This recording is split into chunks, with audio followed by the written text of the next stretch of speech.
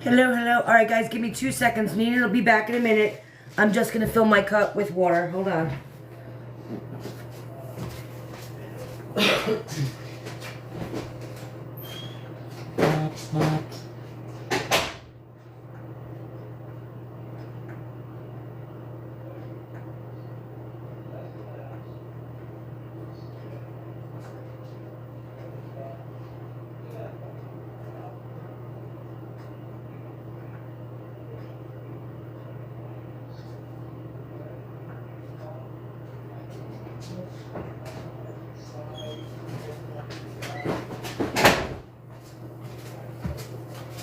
All right, I'm back. This door's been slamming because the window's open.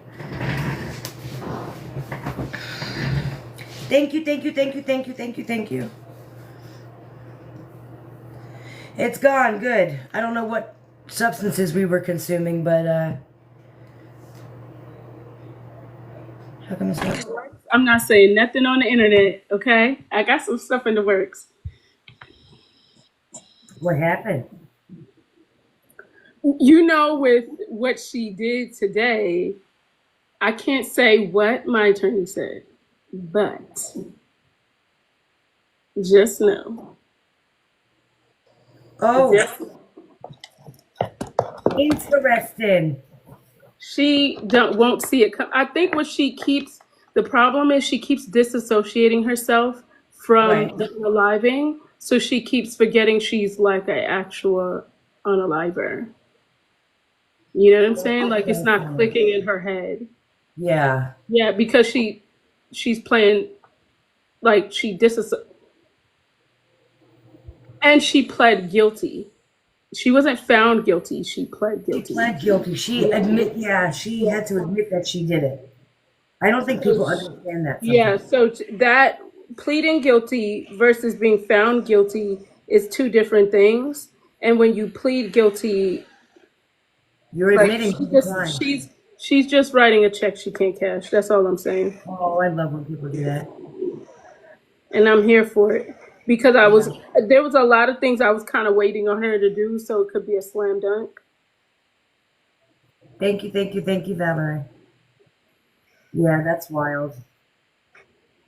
That was, can I tell you, that was so boring.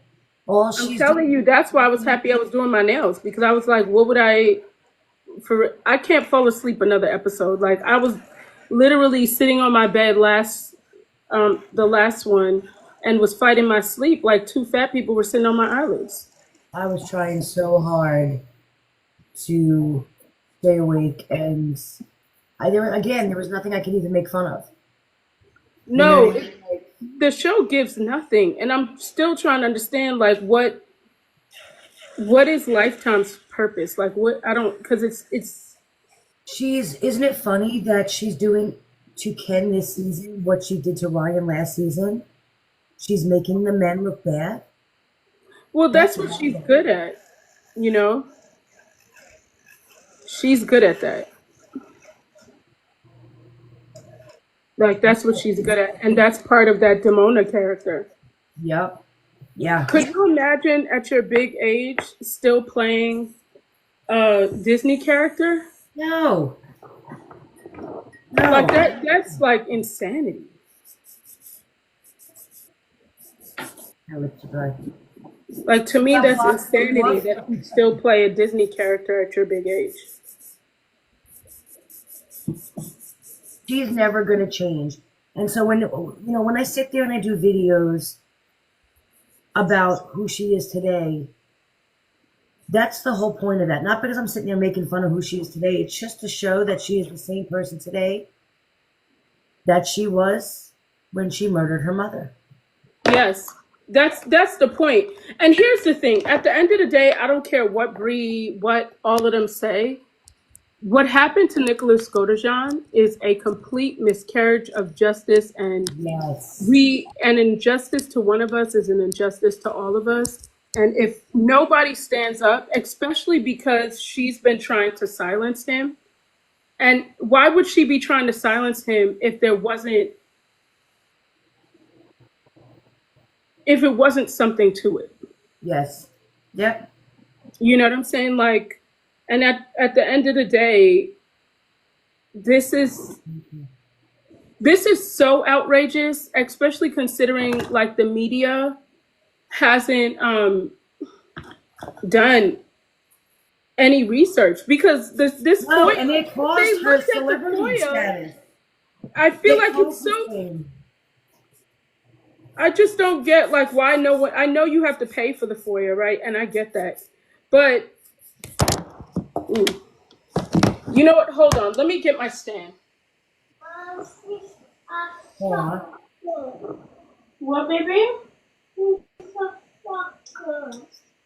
Okay. I was wondering how she got that perfect lighting. Oh, you want lollipop? No, you can't have another one right now. Donna, yeah, absolutely. You need what? Christy was telling the chat to watch Melissa Moore next week. Let me tell you about Melissa Moore. Let me tell you about Melissa Moore. She is the same gypsy.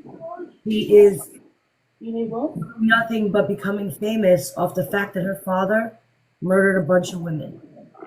She lies about her story. Her story is not true. She's added, she exaggerates, she does all of the things. Women died because of her father, and she's making herself famous off of their story. Wild. Wild. So, of course, Christy, Gypsy, and Melissa Moore are besties. Like, of course they are. Why wouldn't they be? Are they really besties? No, I No, think they that use each other. They use each yes. other for the. For now. Yeah. That's it, just for now. Are they really besties? No. And anyone that believes that is delusional about what's really happening. Yep. Hold on, y'all. I'm putting my stand up. She always has to make the man look bad. Absolutely. For use, right, Valerie. For use, not friendship. Here, Gia.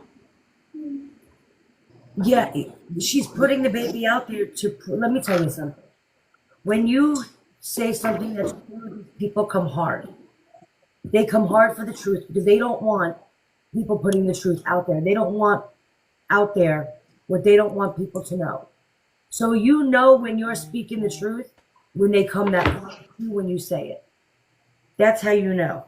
We all remember the whole Christy and Rod broke up and Rod left the house and went to stay with Mia and went to a hotel. You guys remember that? Do you remember how hard they came to debunk that? Or to sit there and try and change the narrative? Why? Because it was true. They go hard for the truth. And so that's why they're going so hard for this. Yeah. Tonight, Christy had the baby more than Jip. Of course.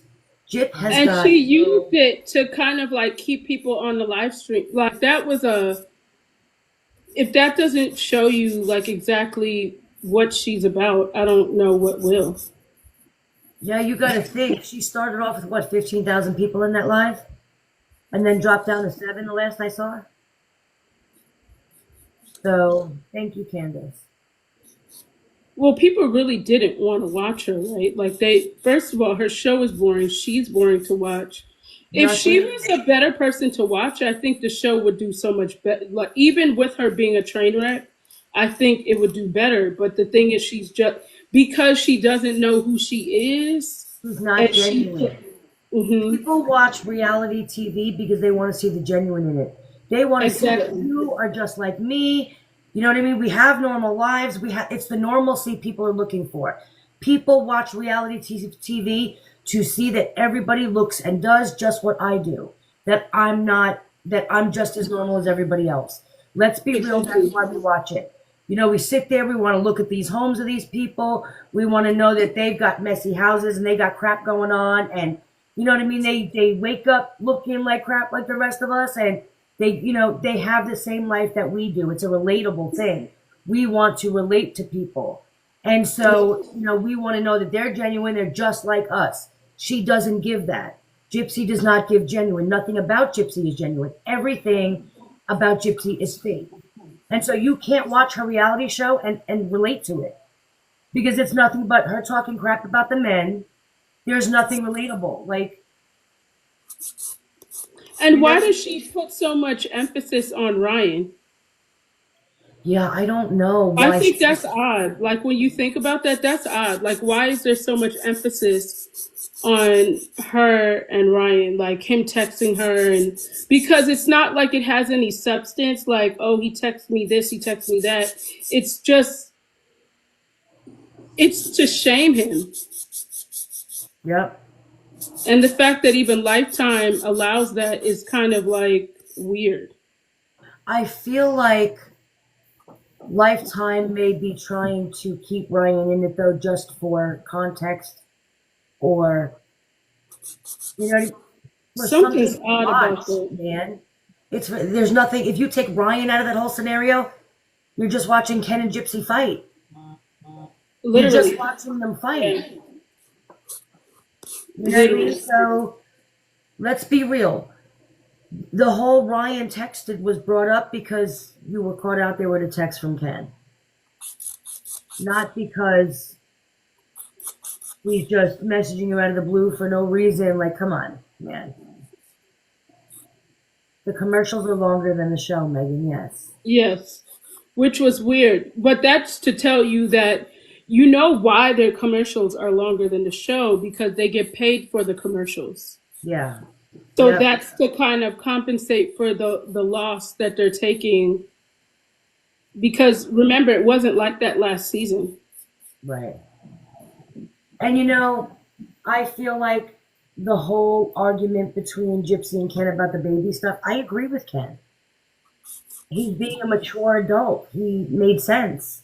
Well, Why don't we go out financially, it and makes buy, sense. Yeah. spend an extra $2,000 on a crib when we don't need it just because you can?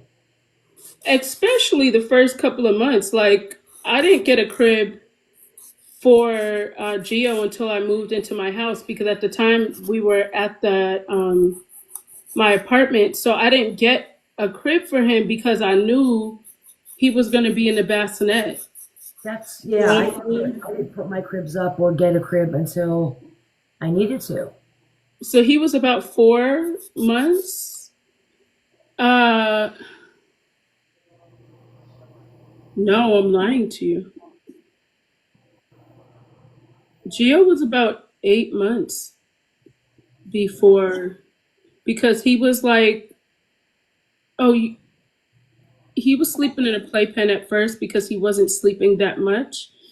And I kind of had to prop him up because he had those issues with stuff coming up, the GERD, milk and stuff. Yeah, and reflux. Lonnie did too, because at one point she was sleeping in a swing um, because she had to sit up because she would throw up out of her nose if she wasn't propped up. So I would let her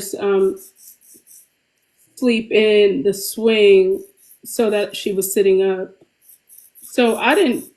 Lonnie had a crib when she was born just because, but with him, I didn't do it until he was like 8 months or so. Yeah. Yeah, me neither.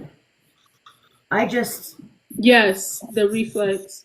They watching gave. them interact with each other and how it's playing out on these episodes. Hold on. I love how Ken treats her. That's karma. He's so dismissive. So I feel like that goes along with the whole, of course, they broke up for a little bit of time. Look at them. They couldn't even get along. She was going at him hard.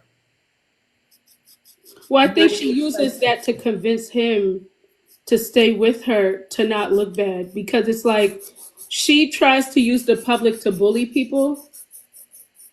Hey, Becca. You can see that their relationship is not great and that them having broken up totally makes sense.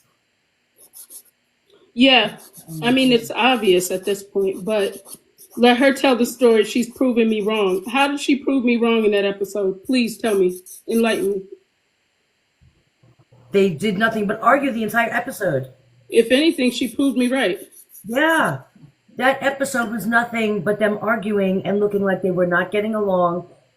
The initial, when it started, and they were sitting there to lunch or dinner or whatever, they looked like it was just so awkward. They were not comfortable with each other, and they had nothing to talk about.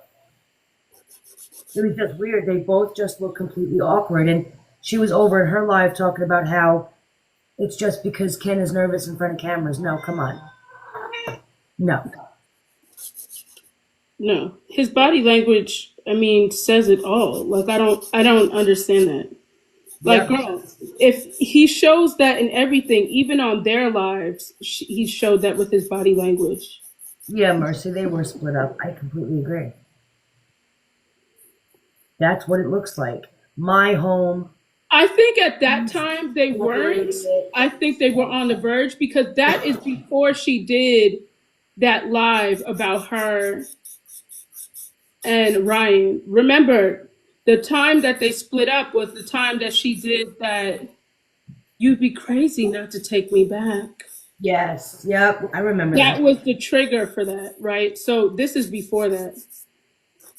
Because this is when her and Mia took that video together, that OOTD video. Uh-huh. You remember that? Yeah, I do. That's when that happened. Okay. So yeah, they were on the verge of it at this point because look at them. Thank you, Becca. Thank you. Thank you. You can just see that it just him decorating the house, her having no interest. It's just wild. I don't know Even him what. calling it his house. He didn't say our Yeah. house. Nope. He kept calling it his house. Yeah. So he knows he's telling her what, Thank you. Thank you. Thank you. he's just saying what he thinks, he should be saying on the show, but he's still slipping up and saying stuff. And I partially feel like Lifetime's keeping that in there just to, Yep. And the whole comment about this is your room, this is your bathroom. I wish my husband would give me a bathroom and a room all to myself. girl, they would never. And then tried to give her the small one, and she was all upset. Like Look, that's. I want to say this one time before we go into like some of this FOIA stuff. Y'all could put pigs in here. You could put derogatory terms. You guys have put the N word in here multiple times. I don't care what you call me or what you have to say about me because you don't define who I am. So if you want to waste your time sitting up here talking about me or saying whatever you want, my mods are literally taking these comments down. And yes, I'm a Black person. Okay. No, are you really? Like, seriously, because it's like, come on now. Bree, we know it's you and your people, and you continue to say you're not racist, but you are a racist. And just admit that and keep it moving. Yeah, it's. Like, come on now. Yeah, what they do is. Talking about, I'm not a racist. I'm not a racist. Girl, you are. Go sit down. But let's get into this FOIA.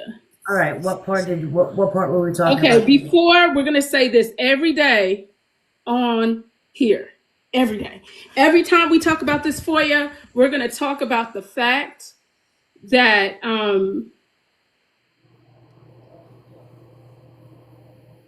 I want you to read that part about Gypsy admitting every day. That's gonna be in the beginning of us talking about the FOIA. Let me see if I have that in here.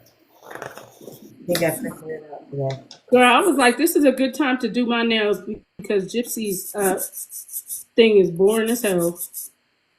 And I have to stay up to pay attention.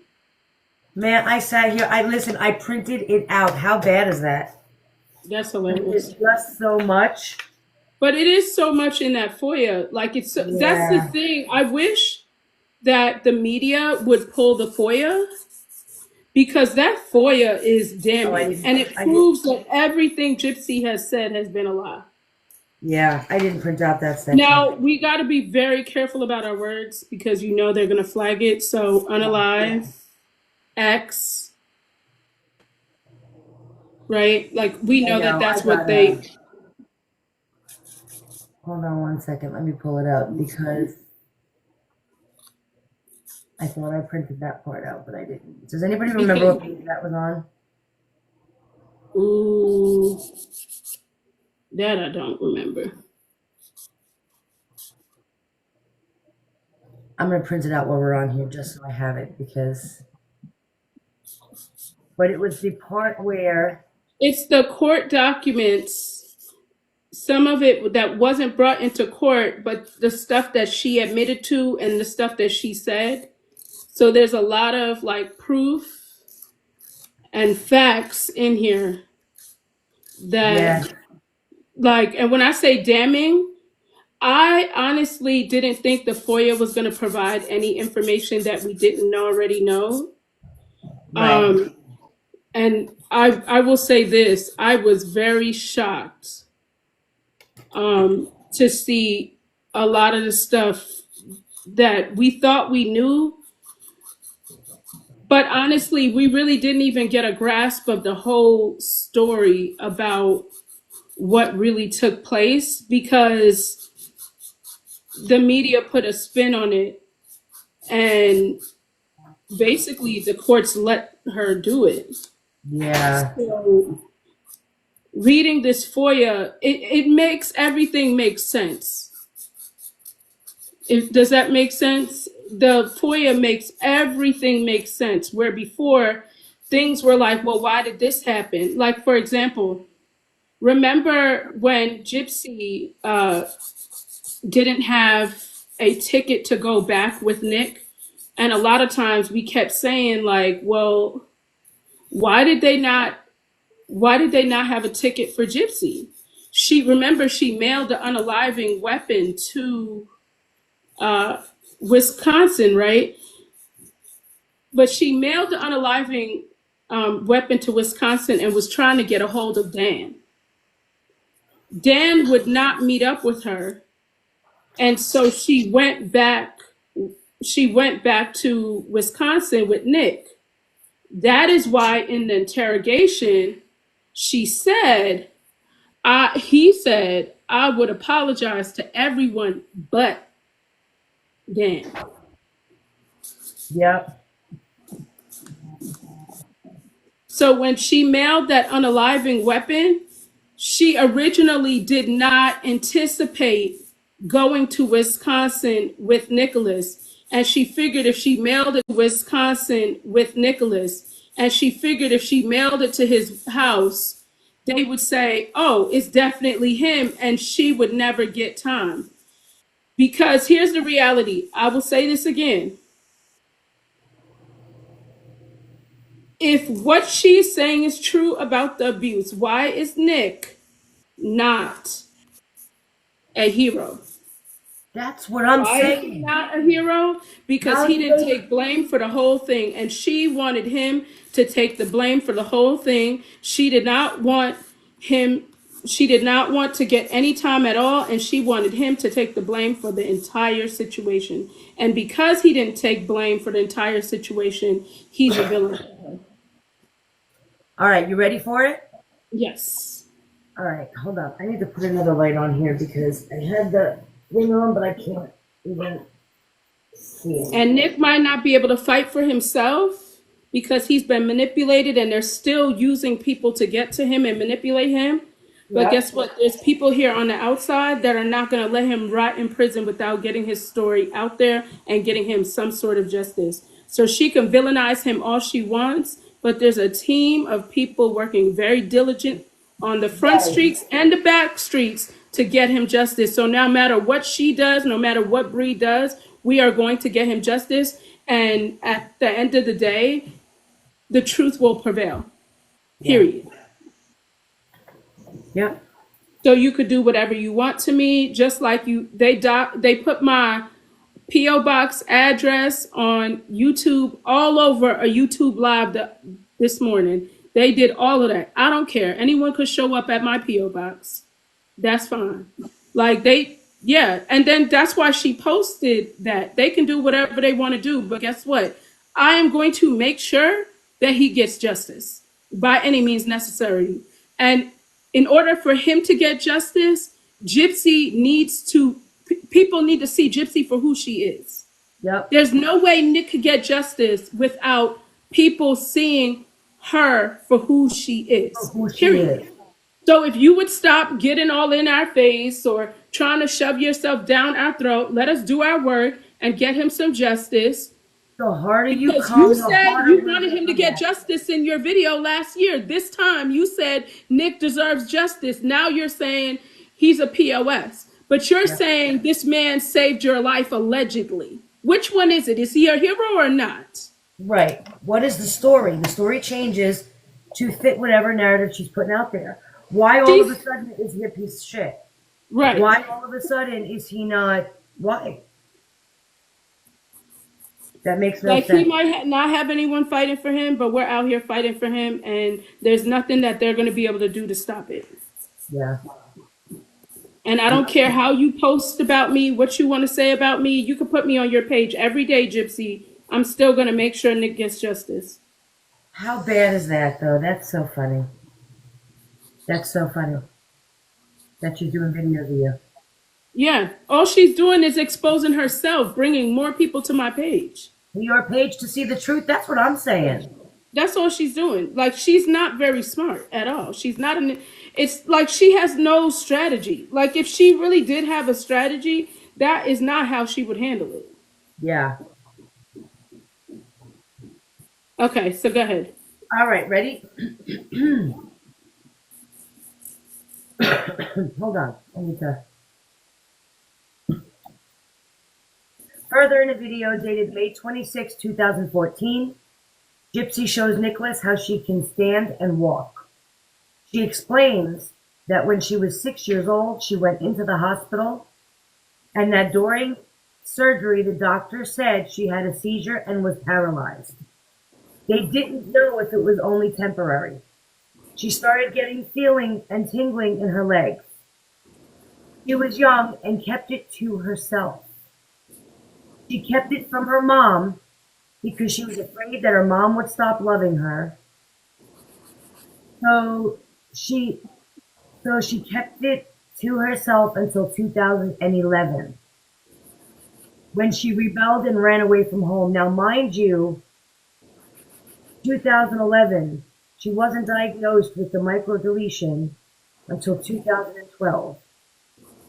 So she was actually had a seizure and had something wrong with her legs and needed that wheelchair, but she purposely did not tell Dee Dee because she liked the attention from Dee Dee. Purposely did not tell Dee Dee because she liked the attention from Dee Dee and wanted her to love her.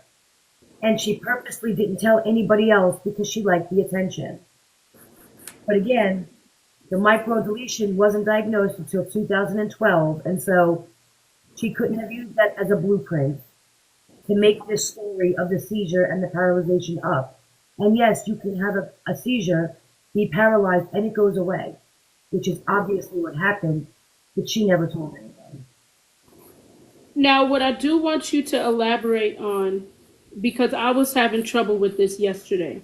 So I know if I was having trouble with this, you all may have had trouble with this. So I want to bring some clarity because Ivory does have a background in nursing. So she's also worked in kids' psych units. So the fact that she has had that experience, she has more of a background because I could not fathom that yesterday. Yep. So I was saying to her, in terms of a 6-year-old, how are they capable? Like, I didn't believe that a 6-year-old would be capable of lying like that and hiding something to, because my kids would never do that. I would never do it. So I couldn't understand that. Right. So Ivory explained this to me last night and she shed some light. And I think it's very important for her to explain this to you all so that you can really understand that these aren't your average Normal. kids that are like this. Yeah. So I worked in psych for a little bit, and we did have to work in the children's unit. It was mandatory for a shift. I didn't work in it long for the simple fact that What I saw was too much for me. I remember two people, two patients, two children. And these two children stick out to me because of how serious it was. One was about 6, and she was there because her grandmother woke up one day and she had a jabber to her grandmother's throat. And so I'm in there and I'm getting a report, and they're, the nurse that's going home, and I'm coming on and they're telling me about this girl, and I'm like, there's no way. Like a 6-year-old, a 5 or 6-year-old tried to unalive her grandmother. And in my head, I was like, there's just no way that this poor little kid. And I go in there and she's acting like a kid and she's playing with her toys and she's playing with the other kids and they're doing the kid thing.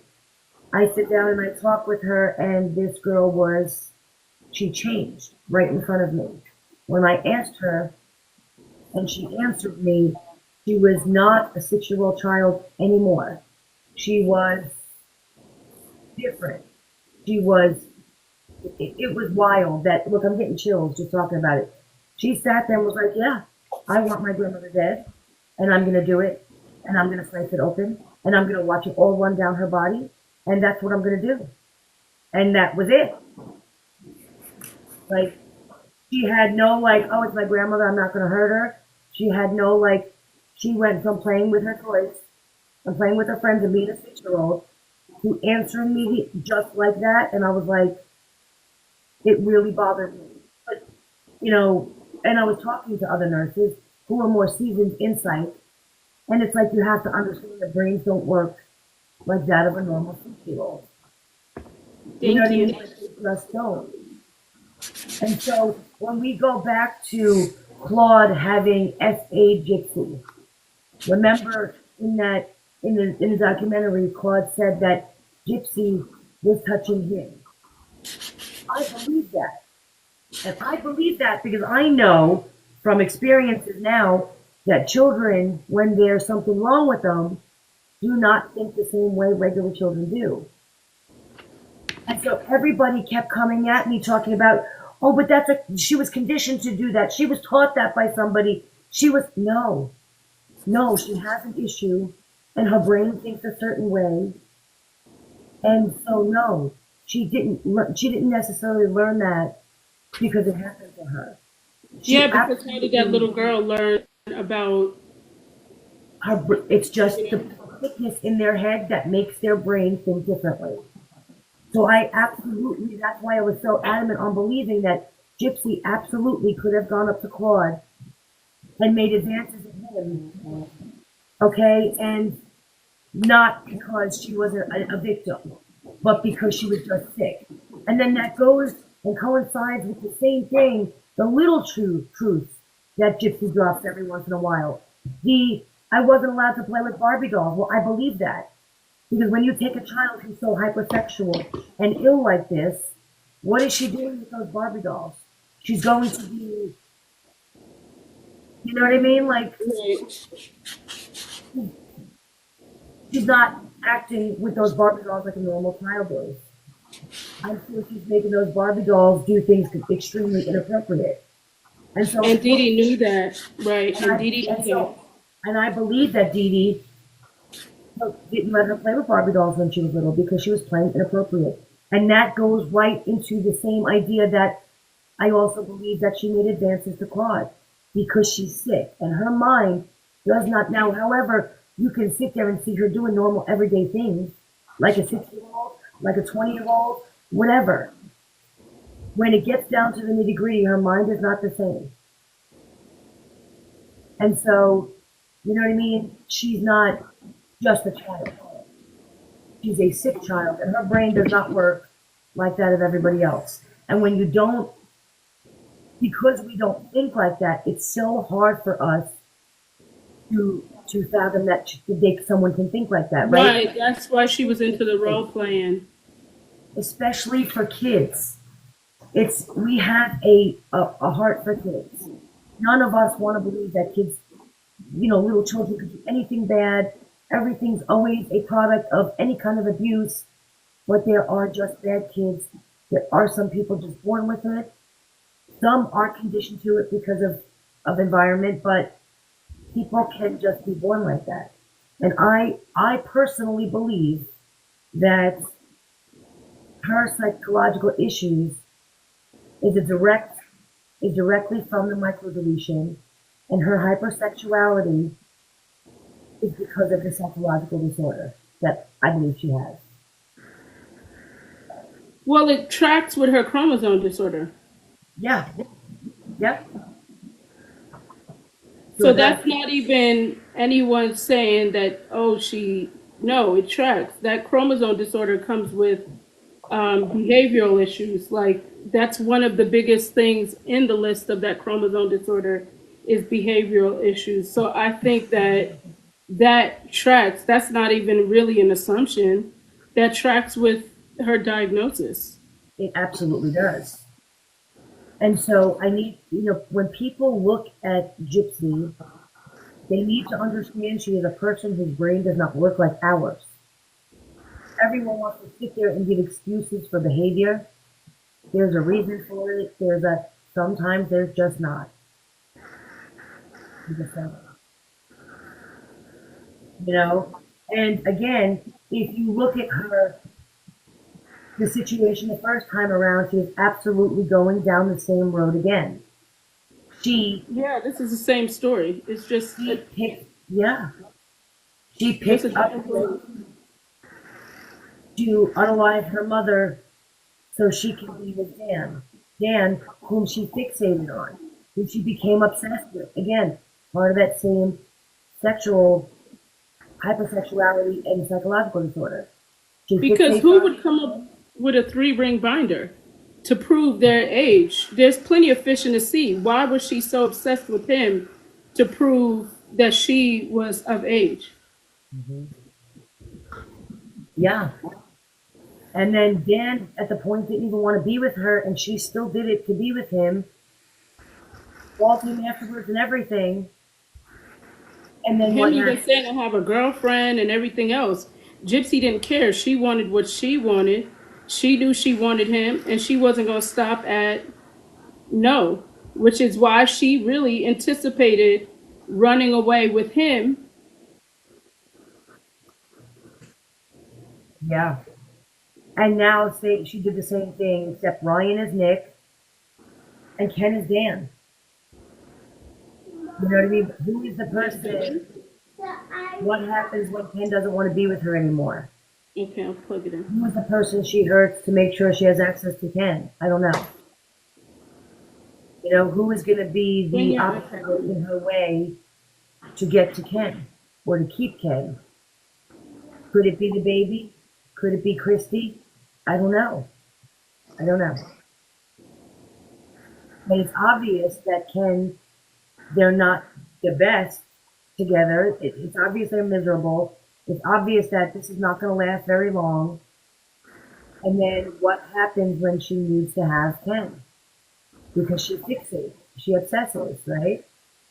Even with Ryan, all she could ever talk about was Ken. Yeah, or And someone else wanting her. who is the obstacle that's going to get in her way? Georgia, just give it to And me. my concern right now is if Oh, that this is baby is in memory with Ken, and that baby is the reason why she doesn't have constant access to Ken, well, that baby then becomes an obstacle, keeping Ken away from Gypsy. That no. is a concern. This one. That is extremely concerning.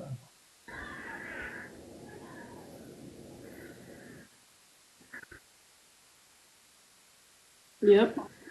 All right, so let's go further into this FOIA. All right, what part do we want to go about? Just go in order, I guess. We could just go in order. You want to just start from the top and just read it all the way After through? what we read yesterday,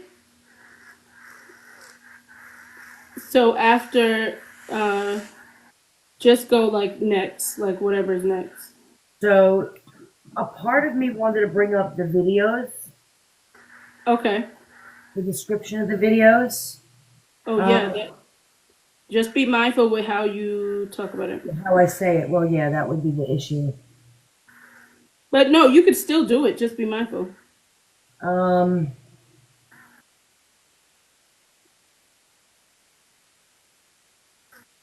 let me just see what page that's on.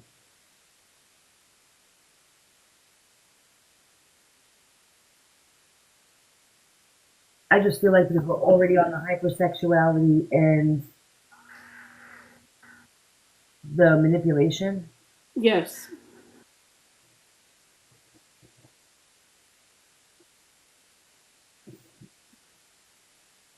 All right.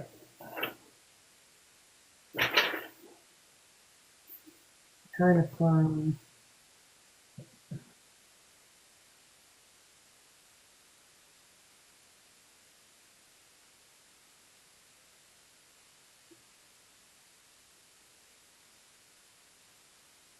All right. So this is.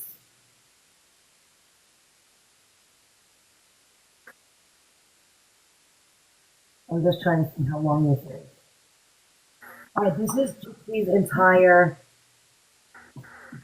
statement. Or ready? Did anybody else hear that background? Is there like a? Do you have a fan going, Lena? No, let me mute myself because I have my All right.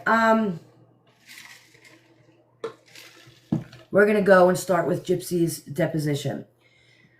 Defense counsel deposed co-defendant Gypsy Blanchard on November 1st, 2018, just before trial, and called her as a defense witness to testify that she planned the unaliving.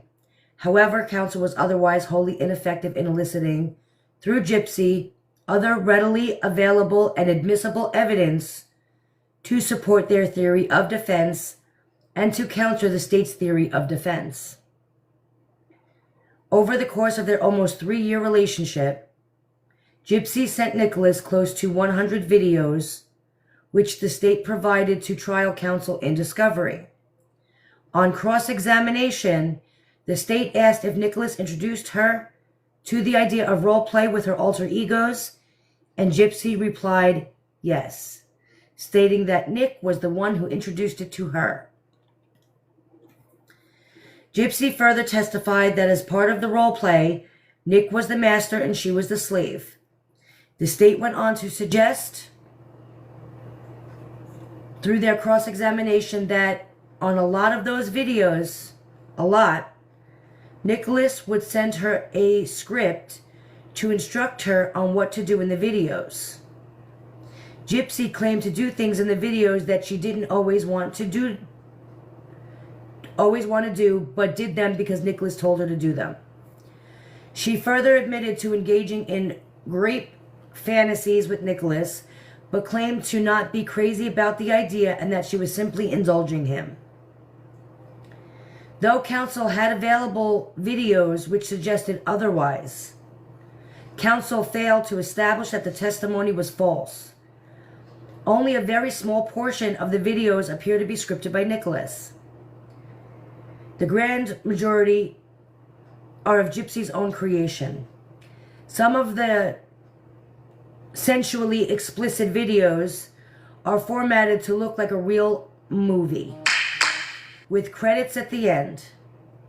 There are many in which she has intimacy with herself, using her fingers or objects, including a toothbrush,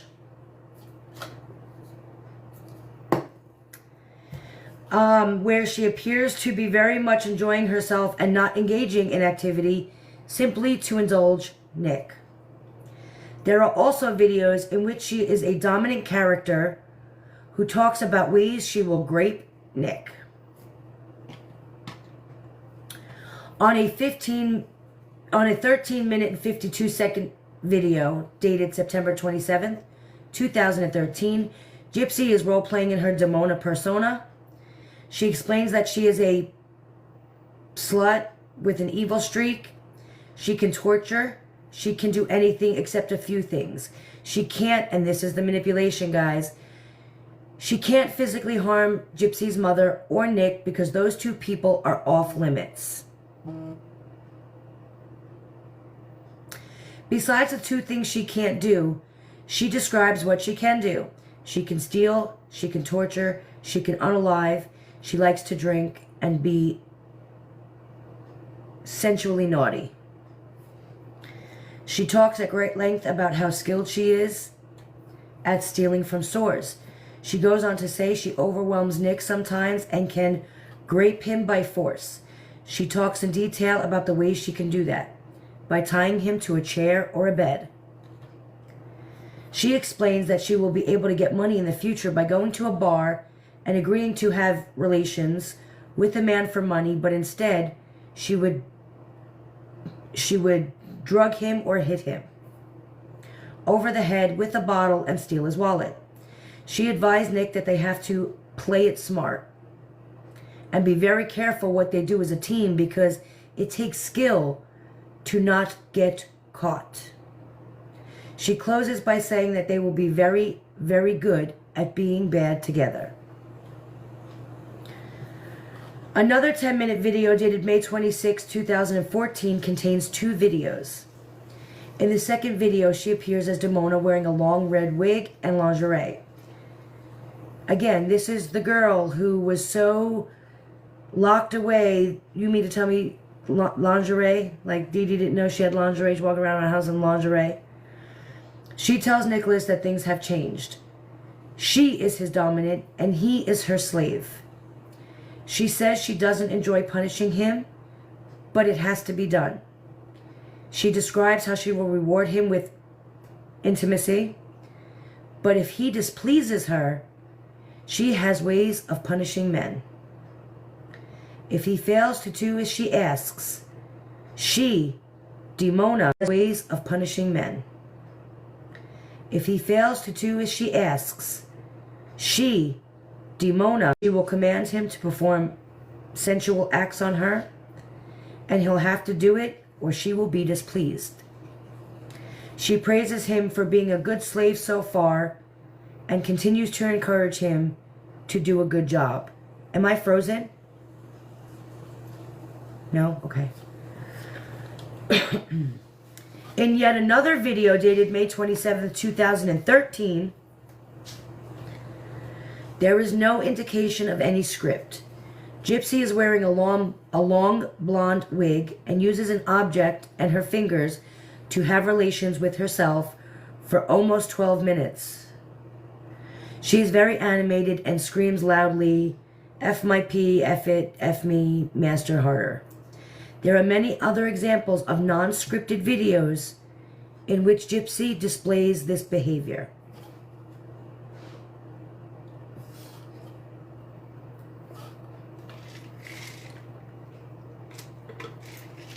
Exactly. Where was Dee Dee? Hundreds of videos were sent. Where was Dee Dee when she was making hundreds of videos? All right, let me continue this because I'm getting a little... In another video compilation that runs just over 19 minutes as in dated January 24th, 2014, she tells Nicholas that she dreams about him and though other men hit on her, she only wants him. She explains that he is perfect to her, and when Nicholas looks at her, it is like he sees every thought in her head and sees her emotions. They are soulmates, just like she is today with Ken, and perfect for each other, just like she states today she is with Ken. She has intimate relations with herself in both videos, using a toothbrush in one.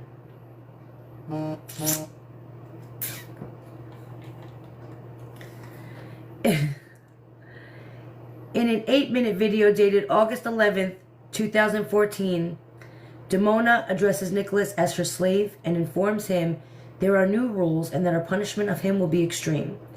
She will cause him pain by making him strip and graping him with a strap on so hard that he will scream to stop. She will be meaner and meaner until he submits to her. She says so she has experience with that.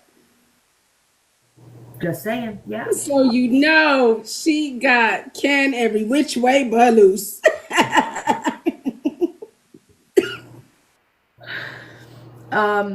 She will be meaner and meaner until he submits to her.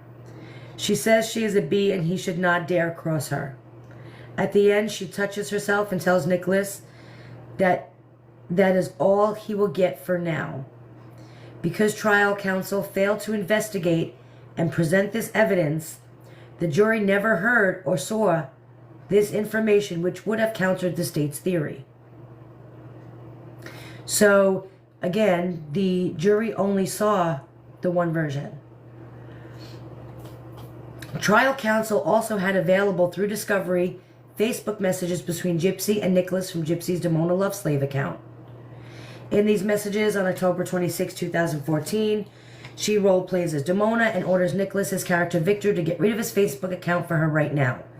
She tells him that someone messaged Gypsy's mom about this Facebook account and that the walls are closing in. That was October 26, 2014.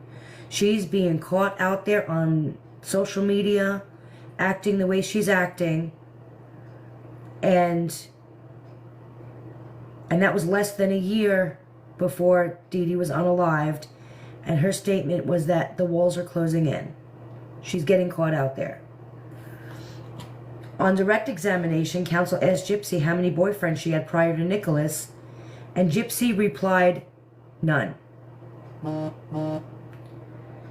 Had counsel investigated information readily available to them, counsel would have known that that was not true. In addition to evidence to the contrary available through witness Dan Glidewell, Gypsy wrote on August 10, 2014, through her Demona Love Slave account as follows. Yes, my master, it was 2010 and 2011. I had just surfaced inside Gypsy when I started playing games with guys. I used Gypsy's fingers to make the text and take the pics. The men asked me to send them nudes, so I took my top off and took the pics and sent them. I had fun teasing them, saying I'd have relations with them, but I never went through with my words. I never went through with my words only. The text and pics I sent them to 4 guys, but Gypsy's mom found out and threatened the men that if they ever came close to me again, she'd put them in jail because Gypsy is underage. And they were like 35 to 50. I was stupid, master. I was testing my limits of my sensuality. I was getting male attention like I wanted. I told you I was untamed before I met you. Then you tamed me, and I've been loyal to you ever since. In addition, the state adduced evidence that Nicholas threatened to unalive himself. June 2nd, 2015, again, less than a week before the unaliving of Dee Dee took place. Trial counsel failed to present evidence that Gypsy made threats to unalive herself multiple times as early as May 2013. This would have suggested to the jury that Nicholas was not the manipulator, as the state argued, but the manipulator who mimicked what he learned from Gypsy online. Instead, the jury never heard or saw this information. In her testimony, Gypsy claimed that it wasn't until she was 19 years old that she started to piece together that she was actually not sick. She further testified that she did not understand the extent of how healthy she was until after her arrest. Counsel failed to elicit evidence readily available that was contrary to this assertion and that would further defense counsel's theory of the case that Nicholas was particularly vulnerable to her manipulation because of his autism. Specifically, evidence was available to counsel that when Gypsy left Missouri for Wisconsin, she took only pain medications with her. No other prescription medications. Further, in a video dated May 26, 2014, Gypsy shows Nicholas how she can stand and walk. And then I just went through this part where she says when she was 6. Further, counsel failed to establish that Gypsy suggested Nicholas did not need to wear gloves at the time of the unaliving. Okay, I think we read this part yesterday. Yes. So let's skip this part a little bit. All right. We read Dan yesterday too, right? Yes, we read up to. Yes, we read. Allie, right? It was Allie. Yeah. We didn't. I didn't read Allie, did I? Did you read? No, you didn't read. I don't believe you read Allie, but I do believe you read the mom. Okay. Yes, you left off with the mom. All right. Allie Noble was identified at trial as a person Nicholas communicated with via Facebook. Hold on, I just want to make sure.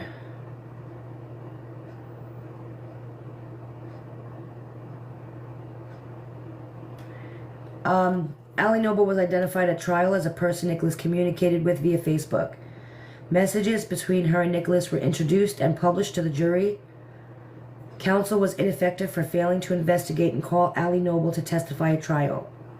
Had Miss Noble been called, she would have testified regarding conversations, including conversations on social media with Nicholas and Gypsy. Counsel's failure to investigate and call Allie Noble as a witness trial resulted in prejudice of Mr. Godejohn. Counsel was ineffective for failing to cross-examine and to investigate and present the above evidence and witness to the jury at trial to support a theory of defense and contradict the state's theory. Nicholas was prejudiced in that the jury did not hear this evidence, and it allowed the state to argue in closing, unrebutted, that Gypsy did not manipulate Nicholas into unaliving her mother. Further, the state was able to argue to the jury, without any contrary evidence being presented by the defense, that Gypsy was the submissive partner of the relationship and that Nicholas was the dominant one who was in charge,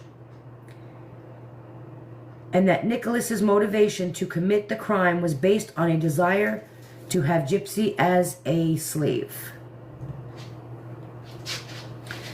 There is reasonable likelihood that had counsel presented this evidence and testimony from the above witness, that the outcome of the trial would have been different, in that Mr. Godejohn would not have been convicted of unaliving in first degree and armed criminal action and sentenced to life without parole and 25 years. Counsel's ineffectiveness resulted in prejudice to Nicholas Godejohn. Nicholas Godejohn was denied effective assistance of counsel, a fair trial, due process, and was subjected to cruel and unusual punishment in violation of his rights under the 5th, 6th, 8th, and 14th Amendments of the United States Constitution and Article 1, Sections 10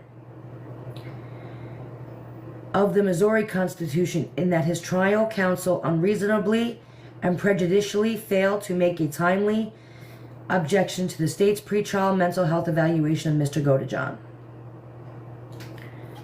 Counsel failed to exercise the customary skill and diligence that a reasonably competent attorney would have exercised under similar circumstances. Mr. Godejohn was prejudiced as a result, in that the counsel had not been effective. In December 2015, counsel retained a clinical psychologist, Dr. Kent Franks, to evaluate Mr. Godejohn for competency. Dr. Franks found Mr. Godejohn competent to stand trial and provided trial counsel with a report to that effect, and also diagnosed Mr. Godejohn with autism level 2, requiring substantial support with accompanying intellectual impairment. Dr. Franks' report was provided to trial counsel on September 28th. Trial counsel informed the court that the defense in this case would not be NGRI, but to diminished capacity. On October 11th, the prosecutor filed a discovery motion pursuant for Dr. Franks' raw data and actual test results, purportedly to determine if the state needed its own mental exam or just an expert to advise or talk about Dr. Franks' findings. At hearing on the motion, trial counsel offers to delay the trial if the state needs time to depose Dr. Franks or have their own expert. At a hearing, trial counsel stated to the court, and if Mr. Patterson needs time to do this, to do his own evaluation, that's just the way it's going to have to be. I mean, I'm not going to object to him asking for time to do that. He's entitled to do that if that's what he wants to do. On December 20th, 2016, the state filed a discovery motion pursuant to Rule 25.06, which asked for the court to order that the defendant submit to an examination by a psychologist or psychiatrist of the state's choosing and at its expense. At that point, defense counsel did not object to the state obtaining a mental exam, stating, "I think it's pretty clear they are entitled to it under case law." At a pretrial conference, the case had been transferred to Judge Jones, who asked about Judge Holden's previous order allowing the state to obtain a second mental exam when there was no claim of incompetency. The prosecutor stated that because the defense was pursuing a defense of diminished capacity and Judge Holden had allowed Dr. Franks to testify, the state was then entitled to reciprocal discovery to do its own mental examination. Defense counsel agreed with the state and did not dispute this assertion. At a pretrial conference, the trial court noted that it had read both experts' reports and clarified that the defense was only presenting a diminished capacity defense. The trial court asked about the state obtaining a second mental exam, noting that there was a case out of the East District which said that the state is not entitled to a mental exam. The state argued that an Eastern District opinion would not govern in the Southern District and that Dr. Denny should be allowed to testify. The state also argued that Dr. Denny was a rebuttal witness, so he would be allowed to testify on that basis as well. The defense noted that this was not an issue in the fall of 2016, and the state sought to have a second mental exam, but now it was an issue, and it would have to be addressed if the state decided to put Dr. Denny on the stand. Trial counsel also stated that the case law was clear, that the state was entitled to do a second mental evaluation, and that this is the only reason why they consented. During a motion on the first day of trial, the defense moved that Dr. Denny be excluded from testifying. The motion was based on the Carruthers opinion from the Eastern District, which specifically prohibited the state from obtaining a 552 examination when the defense was diminished capacity. The prosecutor responded that it had requested the mental exam under Discovery Rule 25 for good cause shown, which was still an option under the Carruthers case, and the defense had not objected at that time. The prosecutor noted that the defense also did not object to Dr. Denny's endorsement. Defense counsel argued that Carruthers' opinion had not been issued yet, but after that held that the state was not allowed to conduct a mental exam. They moved to exclude Dr. Denny's testimony. The defense asked the court to exclude it, despite the fact that the state's exam had already been conducted, the same as was done in Carruthers. At trial, Dr. Denny was called as a rebuttal witness and was allowed to testify to the jury in regard to his opinions about Nicholas Godejohn, which were formed after his evaluation of him. After consenting to a mental evaluation of Mr. Godejohn by the state's expert on several occasions, prior to the actual examination taking place, and belatedly moving to exclude Dr. Denny's testimony on the first day of trial, counsel included that the court's denial of the request to exclude Dr. Denny's testimony at trial in the motion for new trial, arguing at the same time that the state was not entitled to a mental health examination of Mr. Godejohn. Trial counsel was ineffective for failing to timely object to the state's motion for a mental health evaluation of Mr. Godejohn under Mississippi Supreme Court rule. In its motion for discovery pursuant to Supreme Court rule, whatever, for the proposition that since the defendant raised the defense of diminished mental capacity, the state had the burden of proving that the defendant did not suffer from a mental disease or defect, negating his state of mind, and thus the state's request that defendant be examined by a psychologist or psychiatrist, which consistent with the rules of criminal discovery's broad purpose of full and free discovery. Trial counsel did not oppose the state's motion and consented to the evaluation anonymously, stating that it was clear under case law that the state was entitled to such an evaluation of Mr. Godejohn. So this is something that I think is very interesting. When you think about this, this is all stuff that Dan Patterson knew, Oh, I'll be right back. right? So when he sat in that courtroom and pinned it on Nicholas, remember the closing statement was Dan Patterson saying that he was the manipulator and all of that. That was during the time that he knew all of this information, because this information was all there in the courts. But regardless of him knowing that, he decided that he was going to make a man that was collecting a permanent disability check with autism, a low IQ, and other mental health issues the villain, and to let the monster out. I think that is something that's very important to note. Because that right there shows you guys that Dan Patterson knew the entire time. This is not information that he wasn't privy to. This is not information that didn't come out. This was not his attorney not getting this information out. This was just flat out a miscarriage of justice. And Dan Patterson is just as corrupt as everybody else in this situation. So this situation is going to be something that it needs, I don't know, but it's corrupt going all the way up, and which is why Gypsy feels so liberated to do the stuff that she does, but at the same time, she is getting nervous because the FOIA also exposes Missouri. So guess what? Missouri is going to want to make moves, because if she is the reason why they are getting put out there, now that's an issue. Yep. Because this is showing the corruption even within Dan Patterson, and I hope he is not ever reelected after this.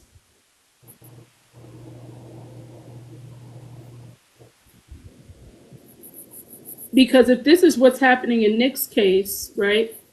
How many other people has he done this to blatantly? Exactly. Because blatantly, this is court records of blatantly undermining the justice system, his civil rights. So how many other people's civil rights did they breach? How many other people did they decide to make the villain just to help somebody else? And it kind of makes you wonder, what did Mike Stanfield really have? You know what I'm saying? Like there had to be something that he had, because Gypsy didn't have money like that. Yeah. The public defender. So what did he know? Like, okay, we can make this into a show. Down the line, I'm gonna make money. Like, what was it? Because he's her manager, allegedly. So what was the reason? You see what I'm saying? There has to be.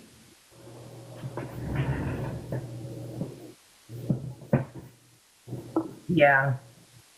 Because if you really think about it, they all perjured themselves. Hold on one second.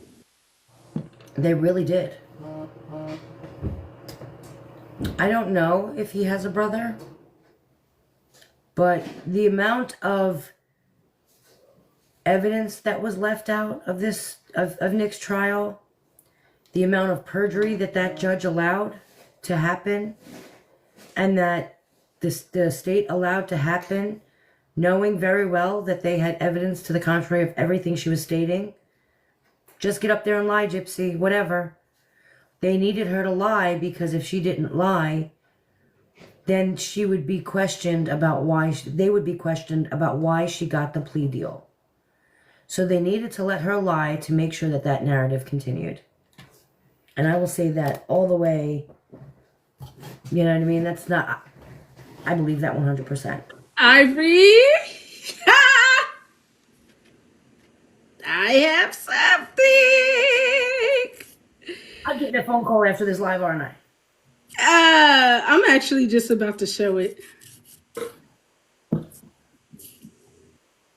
I'm going to text it to you. How prepared do I need to be for this? Just be prepared. All right, let's go. Yeah, yeah. Uh, actually, Pam, can you send this to Ivory and I'll just put it on the backdrop while she's reading it?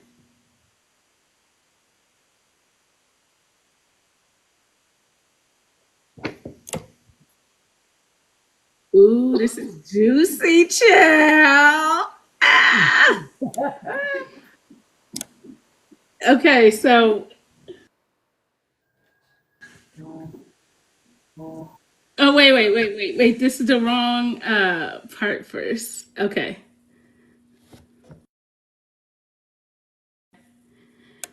I wouldn't be concerned about Nina and rumors. I'd be more concerned about those FOIA documents coming out. Okay.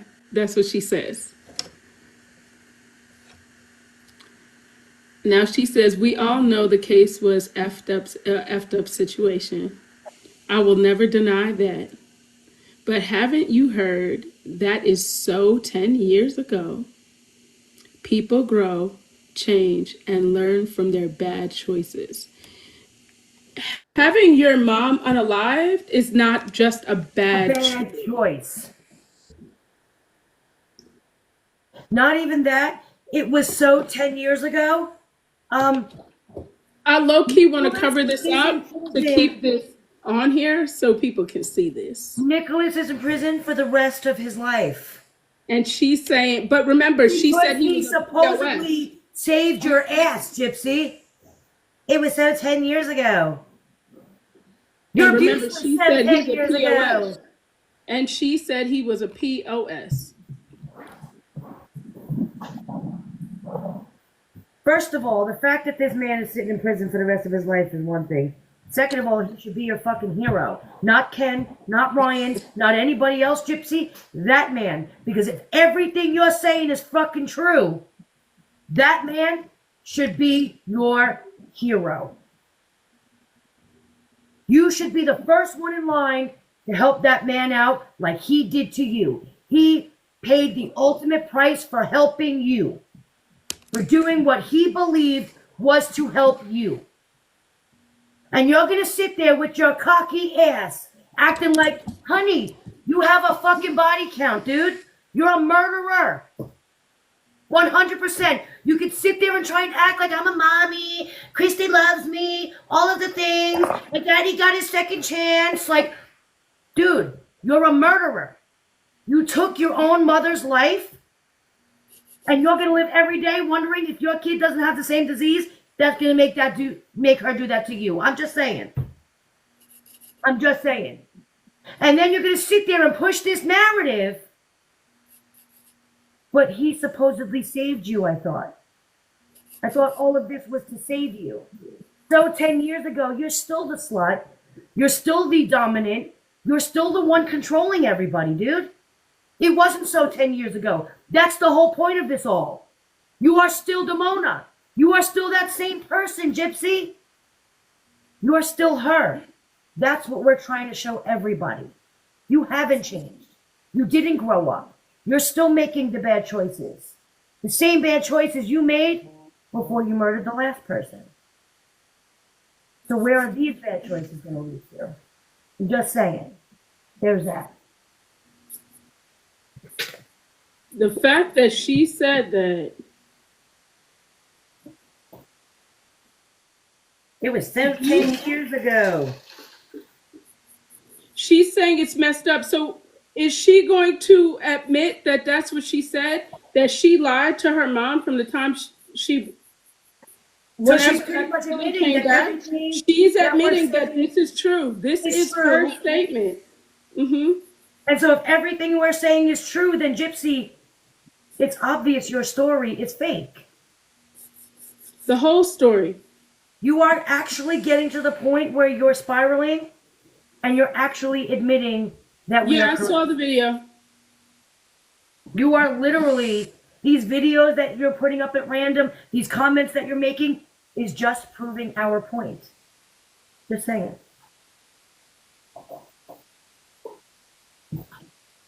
Well, this just provided more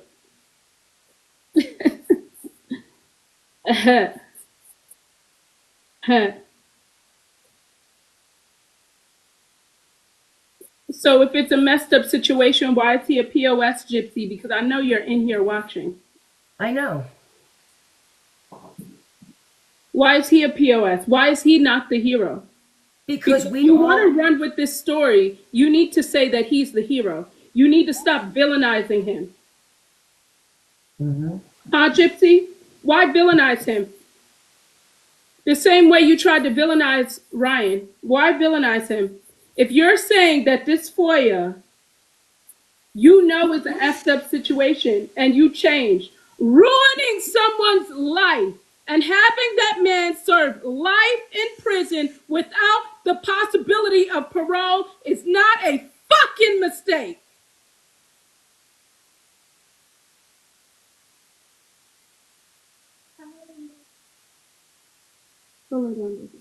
I hope Ken is watching. That I is hope not a he knows mistake. That that is his, not a mistake that that man is sitting in prison for the rest of his life, and you are saying that he made a mistake and everybody should move the hell on when you're out here living your life and you ruined that man's life knowing he wanted to unalive himself before this happened because he could not even face the fact that he had to do it for you. And you're going to say, people change.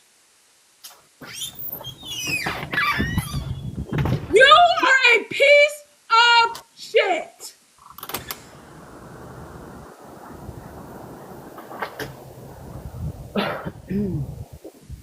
my whole, first of all, The audacity. The audacity. Could you imagine saying people change? I'm living my life. Let him rot in prison, even though it was 10 years ago. it 10 was murder, years no ago, big and deal. he's still living it. He's still living it. 10 years later, he is still living it. And you have the audacity to say, it's 10 years ago, people change. 10 years ago, he has a life sentence, so you should have a life sentence. Period. That right there. You You should are have a gotten menace strapped to to a chair. society. You are a menace to society. You do not deserve. You don't deserve anything. You don't deserve to Anything. be alive. You should have been strapped to a You chair. villainized him. You want to say people change, but you just said he was a POS. You just said that.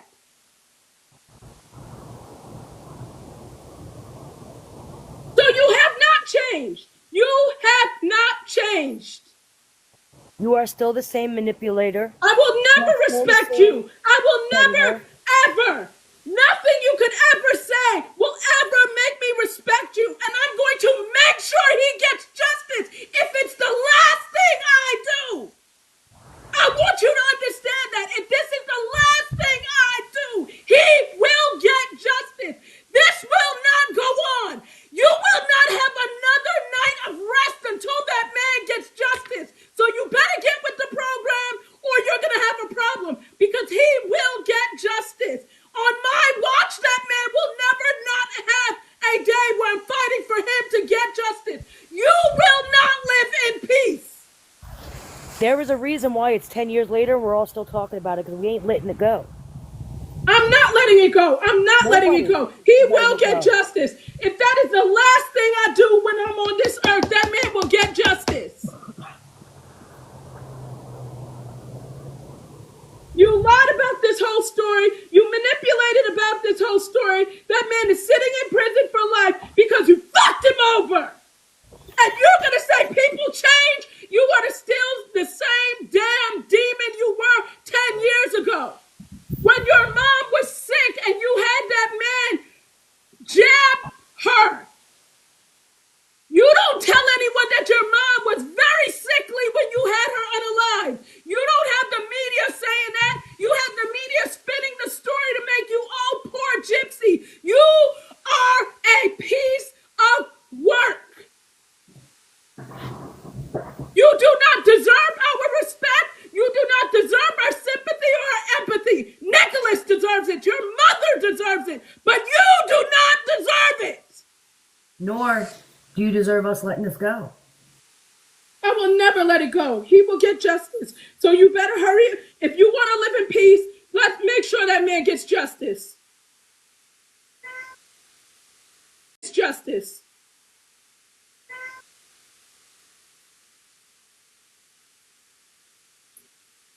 Do you This think I would waste a whole year on going and going and going and going? Do you think that I'm going to let it go? It's been a year, Gypsy. It's been a year. And I'm going to make sure he gets justice.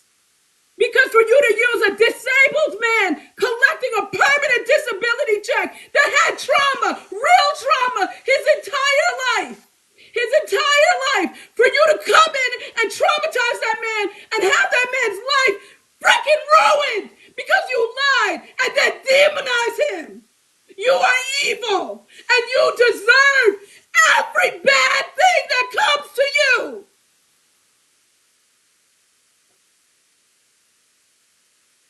he absolutely does deserve that and more.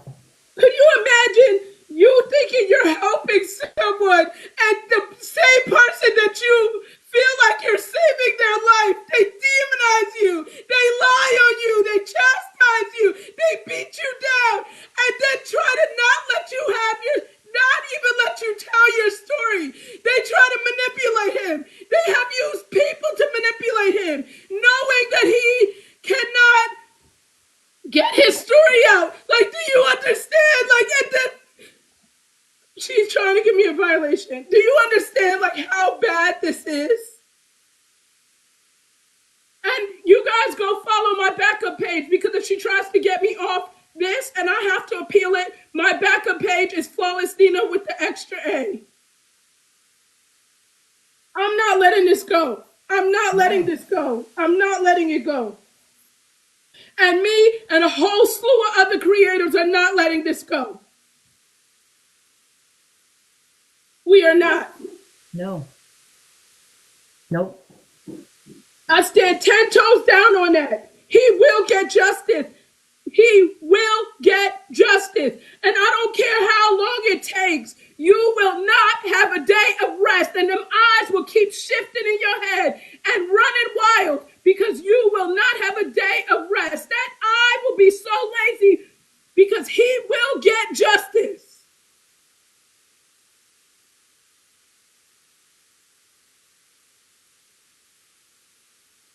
You know what I think is funny?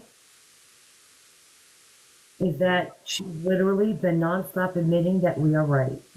But this message pissed me off. This Yeah. pissed me off. She said, But it was 10 years ago, people changed. You literally have this man sitting in there for life with a disability that wanted to unalive himself. And you're saying people change and we're supposed to accept that? Who do you think you are? We don't owe you that. We don't owe you a damn thing.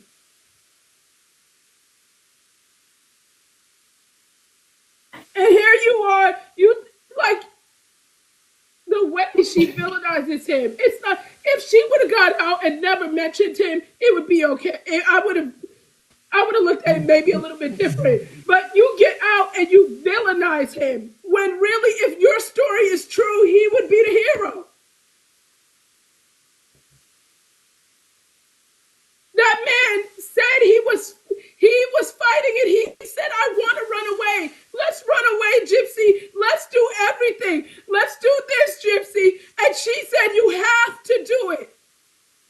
to the point He wanted to unalive himself. she stopped talking to him for a week to show that she would go away if he didn't do it. And he got so emotionally hurt and didn't know what to do that he tried. He wanted to unalive himself. Think about that. He got to the point where he didn't want to do it. He knew it was wrong. But he still wanted to save her. He was internally fighting these demons by himself, to the point where he wanted to end his own life. Just because he wanted to help you, Gypsy, but he didn't want to have to take somebody else's life. And you coming here in these comments and making these videos, just shows that what we are saying is 100% truth. You know it. We know it. And it's not going to go away until you admit that everything you're sitting there saying is bullshit. Bullshit. You're never going to be pretty. Nobody's watching you because you got a good bod, baby. People wanted to know you because you were easy. Dan liked you because you were easy, not because he was in love with you or he cared about you. You had a great personality or a great body. You were easy for him. And he knew what you could do with a toothbrush. Let's be real. The same thing with Ryan. You were easy. You were in prison. He knew he was going to get you because, I mean, what were your options? And the same thing with Ken. Ken ain't with you because you're this amazing, beautiful person.